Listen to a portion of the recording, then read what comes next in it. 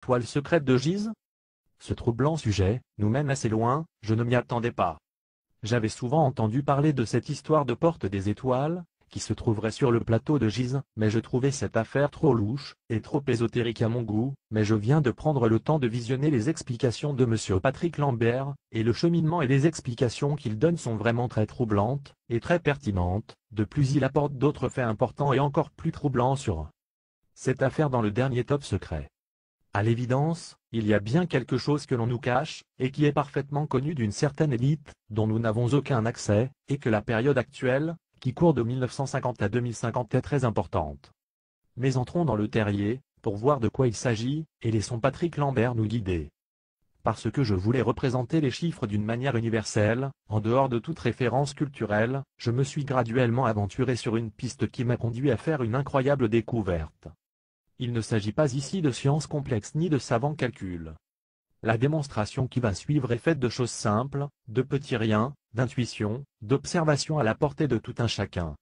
Je n'ai fait que surligner de tout petits détails, qui dorment depuis longtemps à la vue de tous. En effet, tous les éléments de la découverte étaient là, à la bonne place.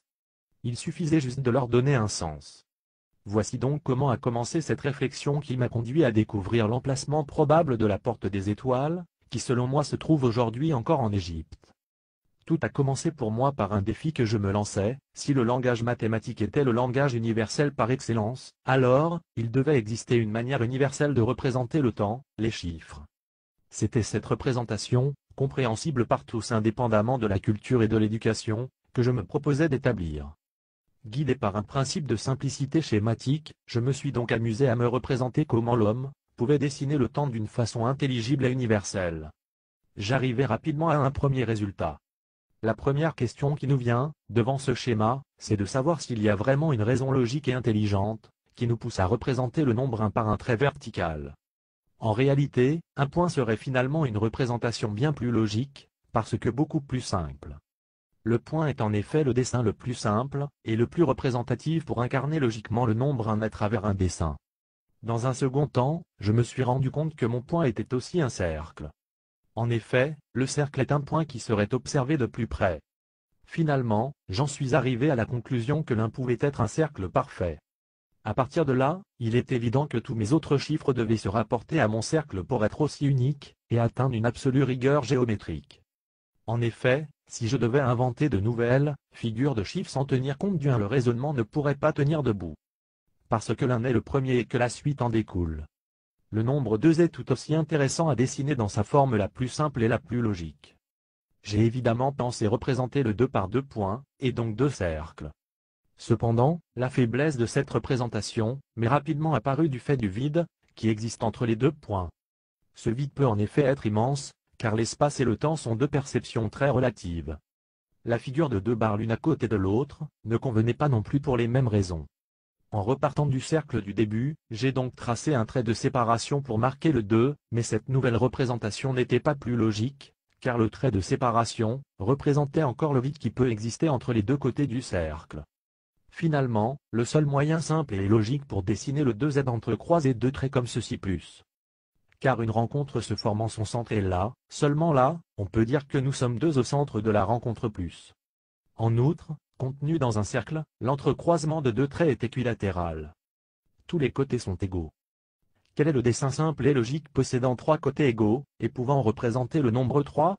C'est le triangle équilatéral bien sûr, parce que dans un cercle c'est la seule et unique forme possible. En dessinant les 3 premiers chiffres avec ce principe de simplicité, de logique et de rigueur géométrique, on se rend compte que le résultat nous ressemble. En effet, l'1, 2 et 3 placés successivement, dans le sens de la loi de la gravité, nous donnent la représentation d'un dessin à notre ressemblance, celui que tout jeune enfant fait, lorsqu'il veut représenter un être humain debout sur la terre. Lorsqu'il s'agit de représenter le chiffre 4, c'est évidemment le carré qui s'impose à l'esprit. C'est logique puisque dans un cercle, c'est l'unique forme à 4 côtés égaux. Le 5 c'est un pentagone. Le 6 un hexagone. Je m'arrête ainsi parce que c'est le début des temps. N'oublions pas qu'à l'origine, le premier système de division du temps, dont les Sumériens avaient eux-mêmes hérité de civilisations plus anciennes, était un système sexagésimal. Revenons alors à notre être humain avec les 2 pieds posés sur la terre. Et bien justement juste en dessous de lui, le 4 ressemble à une pyramide vue des étoiles. Et justement après le 4, la figure pyramidale vue du ciel, se trouve le 5 qui est représenté par une étoile. Si je veux représenter un lieu, il faudra que je dessine ce lieu, le plus fidèlement possible. Par exemple, pour représenter la Terre de la manière la plus parfaite et la plus logique, il faudrait dessiner sa position dans le système solaire. Le Soleil serait le centre de gravité du système puis, il faudrait simplement dessiner les planètes qui précèdent la Terre pour l'identifier. On représenterait donc dans le respect des proportions les planètes Mercure, Vénus, puis la Terre. Cela suffirait à indiquer que la Terre est la troisième planète du système solaire. Or, justement, ce qui est étrange, c'est qu'il existe sur Terre une construction humaine, qui remplit exactement ces conditions. Il s'agit des 3 grandes pyramides du plateau de Gizeh, qui sont précisément le reflet des 3 premières planètes du système solaire. En effet, si je devais créer un portrait fidèle de la Terre, pour une vue aérienne, je ne pourrais pas faire un dessin plus précis que celui des 3 pyramides. Les 3 planètes Mercure, Vénus, Terre correspondent non seulement proportionnellement à la grosseur des 3 pyramides, Mykérino, Khéphren, Khéops, mais surtout Mykérino présente un décalage de 9 degrés d'angle par rapport aux 2 autres pyramides. Or Mercure affiche exactement le même décalage de 9 degrés par rapport à l'elliptique. Si l'on revient maintenant à notre schéma de départ, nous avons donc une représentation de la Terre juste en dessous de l'apparence humaine. C'est logique. Ainsi, en dessinant le temps intelligemment, on se rend compte que la configuration des 4 premiers chiffres représente l'apparence de l'être humain, habitant de la Terre. Comme on l'a vu plus haut, le 5, figuré par une étoile à 5 branches, arrive aussitôt après la Terre, dont la représentation correspond à une pyramide vue des étoiles. Logiquement nous pouvons en déduire que le 5 veut dire le ciel de la Terre, et vous verrez que cette expression fait aussi référence à une carte. Le 6, l'étoile à 6 branches représente quant à elle l'étoile la plus brillante du ciel, Sirius. Il se trouve que les anciens ont toujours représenté Sirius de cette façon. Nous allons maintenant nous tourner vers les étoiles. Lorsque l'on regarde le ciel, l'œil est tout de suite attiré par les étoiles, les plus brillantes et notre attention s'attarde presque systématiquement sur la constellation d'Orion. On se rend compte alors que l'alignement des 3 étoiles de la ceinture d'Orion, qui forme un reflet parfait de la configuration des 3 pyramides de Gizeh, débouche sur l'étoile la plus brillante du ciel qui est Sirius. Donc en quelques instants, l'œil englobe la vision des pyramides, les étoiles, et l'étoile la plus brillante. Maintenant si on compare les 3 étoiles de la ceinture d'Orion aux pyramides, on se rend compte que cette ressemblance est parfaite. Par conséquent, la configuration des étoiles pourrait faire office de carte du plateau de la région du Caire. Si cette hypothèse est juste, l'étoile la plus brillante, Sirius, devrait correspondre à quelque chose d'assez significatif sur la Terre. En tant qu'étoile la plus brillante, un peu comme dans une carte au trésor, elle devrait représenter le gros 10 où a été caché le trésor. L'emplacement de Sirius représente, donc pour nous l'endroit à atteindre sur la Terre. Ainsi, le 5, l'étoile, le ciel de la Terre nous amène à découvrir une carte de la Terre dans le ciel qui va nous permettre d'atteindre l'emplacement sur la Terre, de Sirius, le 6, l'étoile la plus brillante. J'ai donc superposé la carte du ciel centrée sur Orion, avec la carte de la région du Caire centrée sur les pyramides. La première concordance qui saute aux yeux c'est la Voie lactée. Beaucoup le savent déjà, ce fleuve de feu composé de milliards d'étoiles, se confond sur la Terre avec le fleuve d'eau, le Nil lorsqu'on superpose l'axe des 3 pyramides avec celui de la ceinture d'Orion. Après quoi, je suis donc allé voir sur la carte terrestre, la zone correspondant à l'étoile la plus brillante du ciel.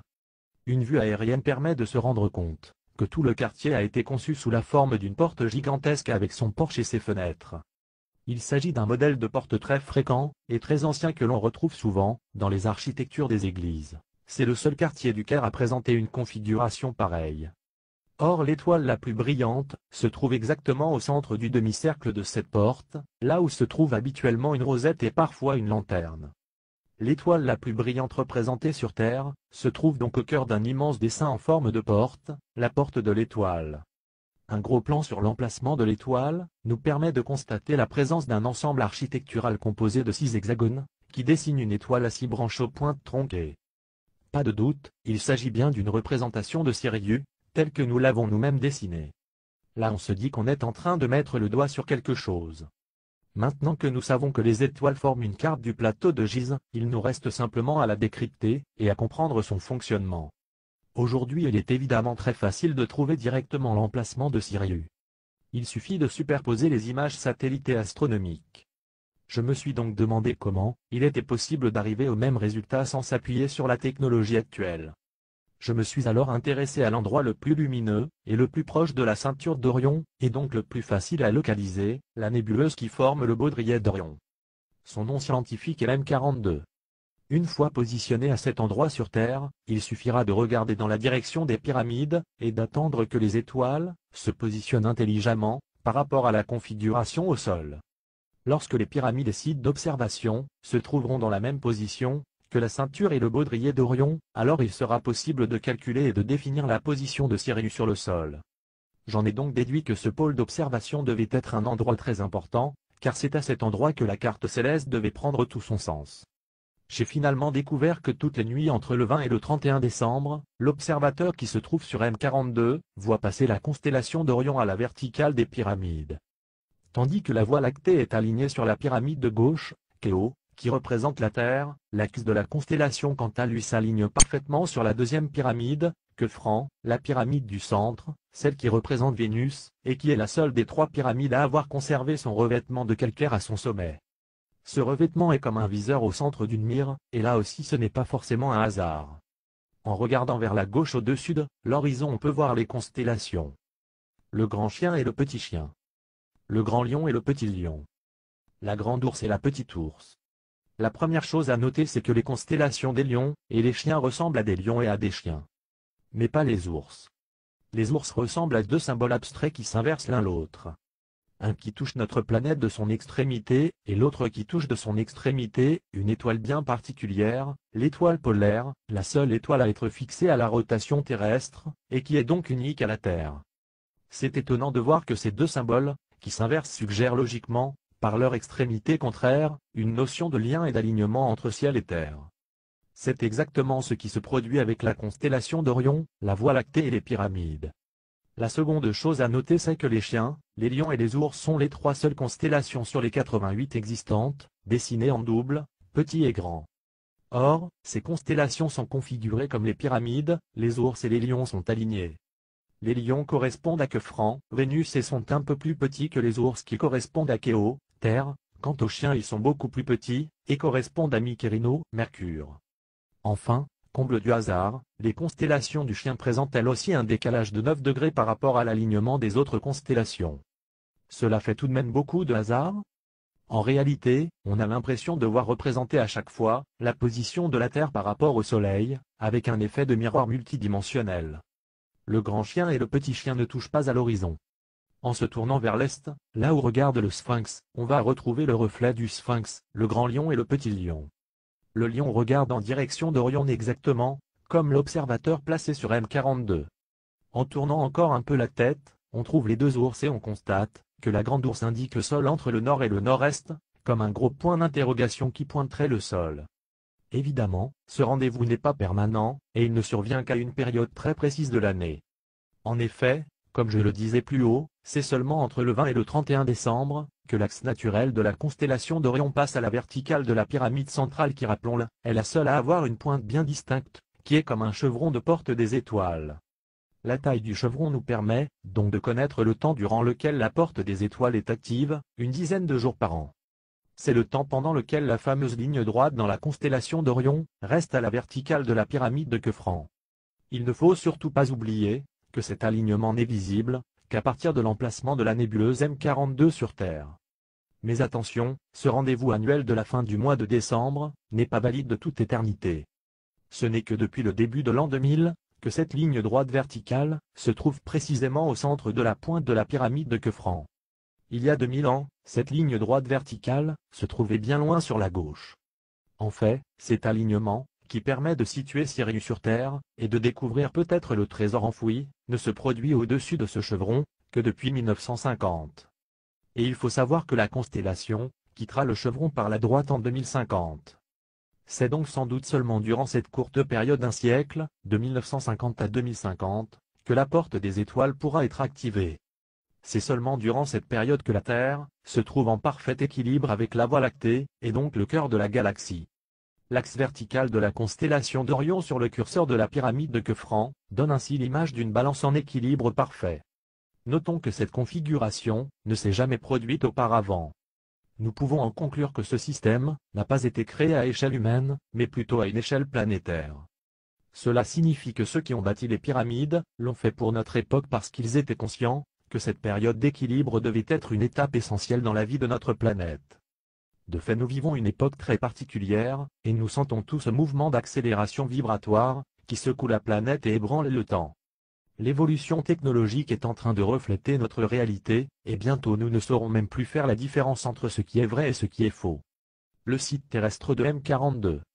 Il est grand temps à présent de nous rendre sur le site terrestre de M42, puisque selon moi c'est à partir de ce site que le schéma doit trouver sa cohérence. J'avoue que mon appréhension était grande en allant voir la première fois sur Google Earth. Je ressentais une vive inquiétude, comme à chaque fois qu'il me fallait vérifier concrètement la validité de ma théorie. Il se trouve que le site correspond à l'entrée du club Remeya, le club de tir des forces armées. Une zone évidemment interdite au public. Première constatation, l'ensemble du parc à l'entrée se présente comme une porte semblable à la porte que nous avons vue à l'emplacement de l'étoile la plus brillante sur Terre. Nous sommes donc bien dans notre élément. L'entrée du club donne sur un grand parc composé d'un anneau et d'une grande fontaine rectangulaire. L'anneau présente les mêmes dimensions que la porte des étoiles, environ 6,5 mètres. Sur les côtés de l'anneau, on peut distinguer des pierres rouges espacées à des distances régulières, comme les chevrons rouges de la porte des étoiles. L'herbe au centre de l'anneau a l'air brûlée comme si elle avait été piétinée. Rappelons que ce club des forces armées égyptiennes est tout sauf un lieu public. Le bassin rectangulaire derrière l'anneau est bordé de nombreuses sculptures de dauphins très réalistes, qui ont l'air de plonger dans le bassin. D'autres dauphins au centre sont figés dans la même position de plongeon. Cette présence est particulièrement troublante, et en lien étroit avec notre recherche. Ci-dessous une vue d'ensemble de tous les monuments et bâtiments qui nous intéressent ici, avec leur position les uns par rapport aux autres. Mais cet alignement comme nous l'avons vu ne se produit pas n'importe quand. En fait, il ne s'est pas produit depuis des milliers d'années. C'est seulement depuis 1950, et jusqu'en 2050 que l'axe de la constellation d'Orion sera aligné parfaitement à la verticale des pyramides. Et ça, seulement pendant la période du 20 au 31 décembre de chaque année. Les anciens n'utilisaient donc pas cette technique seulement pour localiser la position de Sirius sur Terre. Car, ceci n'est possible qu'à notre époque, si on prend la pyramide du centre comme point de référence. Mais, il y a 5000 ans, cet alignement parfait s'était produit à la verticale de la grande pyramide. Et probablement que dans 5000 ans, ce sera à la verticale de la plus petite des trois pyramides. Alors tout cet alignement nous donne quoi? Une sorte de fenêtre spatio-temporelle? Un moment et un lieu précis sur Terre? Peut-être, s'agit-il d'un message pour notre époque? Fait étrange au moment du troisième millénaire. Le 31 décembre 1999 au moment du passage à l'an 2000 un spectacle grandiose mettant en vedette Jean-Michel Jarre fut organisé au pied des pyramides. Pendant ce spectacle un immense pyramidion en or devait être déposé au sommet de la pyramide de Khéops par hélicoptère. Mystérieusement, une effroyable tempête de sable se leva et le spectacle du pyramidion dut être annulé. Au dire des gens qui étaient présents, on ne pouvait plus rien voir et l'ambiance était bien étrange. Autre fait étrange, des caméras se sont perdues dans le désert qu'on n'a plus jamais retrouvées. Il y a aussi 4 caméras, qui ont été perdues dès le départ du direct, qu'on n'a plus jamais retrouvées. Il y avait 3 zones pour le spectacle, il y avait la zone de la scène, celle du désert, et puis celle des pyramides. Donc il y avait 3 équipes de télévision qui filmaient. Et en fait, les gens de la sécurité, au début du concert, ont coupé des câbles pensant que c'était des câbles non identifiés. Et il y a des choses qui ont été filmées, pensant qu'elles seraient en direct, qu'on n'a jamais vues. En considérant les recherches de Patrick Lambert, à cette date, à cette heure, à cette minute précise, ce lieu coïncidait avec le centre de la période entre 1950 et 2050 de l'ouverture de la porte des étoiles. C'est le moment où l'alignement était le plus parfait. Qui a compris ce qui vient de se passer en Égypte, sous nos yeux fermés par le vent et le sable de la tempête? Que s'est-il vraiment passé ce 31 décembre 1999 au pied des pyramides? En conclusion, si vous avez compris tous les liens logiques de cette démonstration, vous avez certainement compris l'importance de notre époque, l'importance de notre temps. Je le répète, entre 1950 et 2050, il devient intelligemment possible d'atteindre un lieu sur Terre, celui de l'étoile la plus brillante. Il semble qu'un grand secret soit encore enfoui ici. Nous sommes les témoins d'un rendez-vous dans le temps, entre Sirius et la Terre. Que va-t-il se produire? Que va-t-il arriver? Il nous reste 35 ans pour le découvrir. les religions ont traversé le temps et transporté des informations sur une grande distance temporelle. Il est normal qu'une fois les morceaux du casse-tête réunis, il suffise de les mettre en place par la logique de l'esprit, afin de comprendre quoi faire, où aller quand être présent. Science plus religion égale à rendez-vous avec l'étoile du temps sur Terre.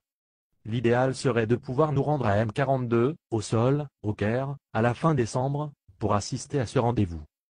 Peut-être aurons-nous alors un début de réponse. Lorsque depuis le site M42, l'on regarde Orion se positionner au-dessus des pyramides, c'est notre propre position que nous observons dans le ciel. Où cela nous mène-t-il?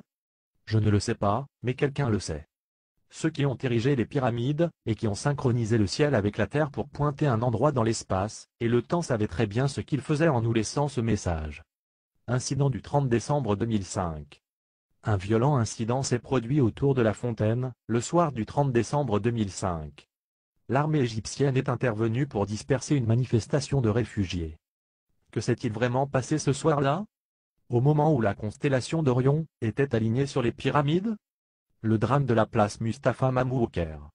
Le 30 décembre 2005 eut lieu l'effroyable massacre, par la police égyptienne, d'un nombre de Soudanais oscillant, selon les sources, entre 27 personnes, d'après les autorités, et plus de 200, d'après le chiffre cité selon des témoins oculaires, la presse internationale et des organisations des droits de l'homme par le Parlement européen. Les infos présentent cela comme un fait divers, non bien sûr les Soudanais seraient les seuls responsables. Voir ici.